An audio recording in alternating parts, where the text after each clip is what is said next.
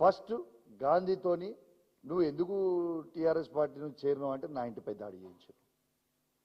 తర్వాత వరద బాధితులకి హరీష్ రావు గారు నాయకత్వంలో హరీష్ రావు గారు, జగదీష్ రెడ్డి గారు, సబితా ఇంద్రారెడ్డి గారు, నేను మళ్ళా తర్వాత మాజీ మంత్రి పువ్వాడ అజయ్ గారు, శాసనసభ్యులు సంజయ్ గారు అందరం కలిసి ఖమ్మంకి పోయినాం.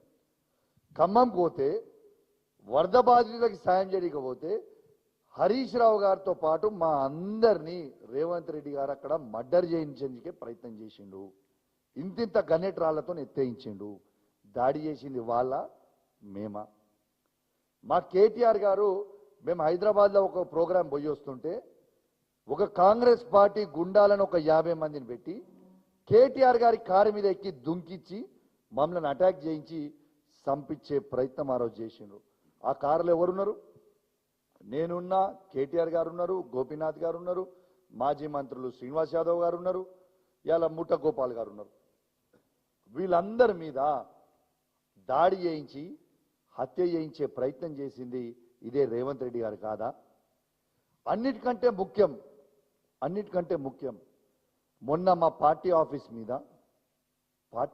మీద పోయి దాడి చేస్తారా? ఎన్ని గుండెలరా మీకు? మా కేసీఆర్ గారి ఫోటో తీసుకొని నీళ్ళకేసి కొడతారా? ఎన్ని గుండెలరా మీకు? రేవంత్ కొడతారా అట్లా? తెలంగాణ తెచ్చిన కేసీఆర్ గారిని ఫోటో తీసి నీళ్ళకేసి ఎట్లా కొట్టబుద్దయిందయ్యా అని నేను అడుగుతా ఉన్నా. నిజంగా మీకు సిగ్గనిపించలేదా అని నేను అడుగుతా ఉన్నా. ఇలా కేసీఆర్ అనే వ్యక్తి లేకపోతే మన తెలంగాణ వచ్చేదా? మనకు ఒక్కసారి ఆలోచన చేయండి తెలంగాణ ప్రజల్లారా. ఇలా వాస్తవంగా అదే కేసీఆర్ గారు చేయబట్టే కదా ఈ ప్రత్యేకంగా తెలంగాణ అయింది. కాబట్టే ఈ రేవంత్ రెడ్డి గారు కూడా ముఖ్యమంత్రి అయినరు. లేకుంటే చంద్రబాబు నాయుడు బూట్లు నాకుంటా కూర్చునేటోడే కదా. మీరు ఎట్లా చేయబుద్దయిందయ్యా? దేవుడు లాంటి కేసీఆర్ గారిని పట్టుకొని ఆ ఫోటో తీసి కిందేసి మీకు ఎట్లా కొట్టబుద్దయిందయ్యా అని నేను అడుగుతా ఉన్నా. ఇది కరెక్టా? తెలంగాణ ప్రజల్లారా ఒక్కసారి మీరు గుండె మీద చెయ్యేసుకొని ఆలోచన చేయండి. దేవుడు లాంటి కేసీఆర్ గారి చిత్రపటం తీసుకొని నేలకేసి కొట్టొచ్చా? ఇది కరెక్టేనా? ఇవాళ భారతదేశంలోనే తెలంగాణని నంబర్ 1గా నిలబడిన కేసీఆర్ గారి ఫోటో, తెలంగాణ తెచ్చిన వ్యక్తి ఫోటో కిందేసి కొట్టొచ్చా? ఇలా కేసీఆర్ గారి పేరు లేకుండా చేద్దామని అంటున్నాం. అది సాధ్యమేనా? తెలంగాణ తెచ్చింది కేసీఆర్ గారు కాదా? హైదరాబాద్లో సెక్రటేరియట్ కట్టింది కేసీఆర్ గారు కాదా? ఇలా 33 జిల్లాలు చేసింది కేసీఆర్ గారు కాదా? 33 కలెక్టరేట్లు కట్టింది కేసీఆర్ గారు కాదా? 33 మెడికల్ కాలేజ్ తెచ్చింది కేసీఆర్ గారు కాదా? యాదగిరిగుట్ట టెంపుల్ని అద్భుతంగా తీర్చిదిద్దింది కేసీఆర్ గారు కాదా? ఇలా రైతులకి రైతు బంద్ వేసింది కేసీఆర్ గారు కాదా? భారతదేశంలో ఎక్కడ లేని విధంగా 24 గంటల ఫ్రీ కరెంట్ ఇచ్చింది కేసీఆర్ గారు కాదా? ఇలా రైతు బీమా ఇచ్చింది కేసీఆర్ గారు కాదా? ఇలా కళ్యాణ్ లక్ష్మి 1,116 రూపాయలు ఇచ్చింది కేసీఆర్ గారు కాదా? 200 రూపాయల పెన్షన్ని 2000 చేసింది కేసీఆర్ గారు కాదా? 500 రూపాయల వికలాంగుల పెన్షన్ని 4000 రూపాయలు చేసింది కేసీఆర్ గారు కాదా? ఇలా యాదాద్రి పవర్ ప్లాంట్ కట్టింది కేసీఆర్ గారు కాదా?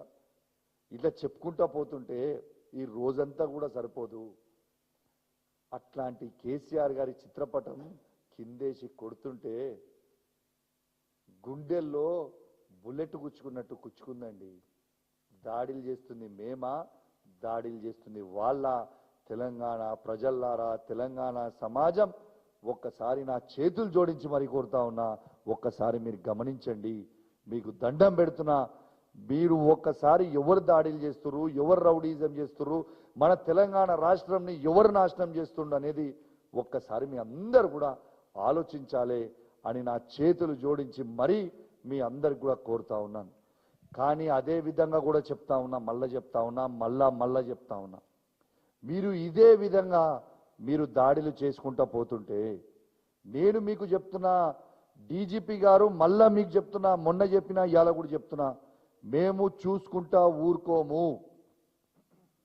మేము కూడా ప్రతి దాడులు చేస్తాం. కాంగ్రెస్ పార్టీ వాళ్ళని రోడ్ల మీద తిరగనియాం. వాళ్ళ ఆఫీసుల మీద కూడా మేము కూడా దాడులు చేస్తాం. మీరు ఆపుకుంటేనా మంచిది. మీరు ఆపకుంటే ఇట్టనే చేస్తే మేము కూడా చేస్తాం. మా మంచితనాన్ని చాతగానితనం అని అనుకోకుండా అని చెప్పి కూడా చెప్తా ఉన్నాను. డీజీపీ గారికి చెప్తా ఉన్నా, రేవంత్ రెడ్డి గారు కూడా హెచ్చరిస్తా ఉన్నాను. మీరు మంచుకుంటే మేము మంచుకుంటాం, మీరు ఇష్టం ఉన్నట్లు చేస్తే మేము కూడా ఇష్టం ఉన్నట్టు చేస్తామని చెప్పి కూడా ఈ సందర్భంగా తెలియజేస్తూ, మరియు ఏ విధంగా కేసులు పెట్టి మళ్ళీ మర్చిపోయినా, మళ్ళీ ఎన్ని పెడుతున్నట్టు అన్ని మర్చిపోతున్నా, మళ్ళీ నేను ఇవాళ